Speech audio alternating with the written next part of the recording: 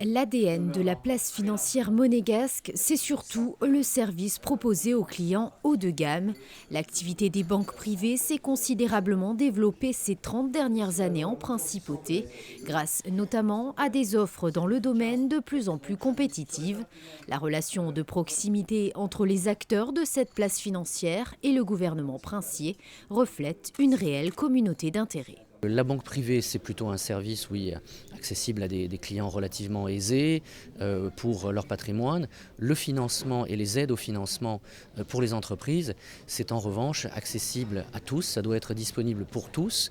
Et à côté des banques, l'État joue également son rôle, puisque ce matin, en effet, avec la Jeune Chambre économique, nous voulons évoquer un certain nombre de dispositifs mis en place en particulier par la direction de l'expansion économique, toujours à l'écoute et au service des entreprises, pour leur permettre de participer à des salons, pour leur permettre de se développer, de faire face à des dépenses de recherche et développement, des dépenses de marketing, voilà, pour les accompagner dans leur croissance.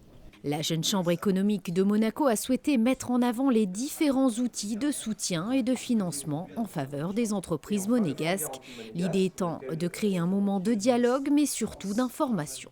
Suite en fait à une prise de contact avec l'expansion économique au mois de décembre, nous avions évoqué donc la thématique de faire un petit déjeuner sur un sujet bien précis et il nous disait justement que ces outils d'aide au financement étaient assez méconnus, qu'un travail était fait depuis quelques années, depuis 3 ans maintenant, où justement on faisait connaître tous ces outils d'aide au financement, quand on parle du fonds Eureka jusqu'à la SACDE. Nous avons donc trouvé que cette thématique était intéressante à aborder pour vraiment faire connaître tous ces outils d'aide au financement qui sont possibles en principauté et qui sont au final assez méconnus, alors que c'est un levier aujourd'hui important sur des marchés très concurrentiels.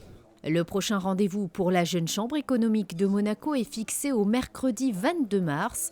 Il s'agira de la première assemblée générale réservée uniquement aux adhérents.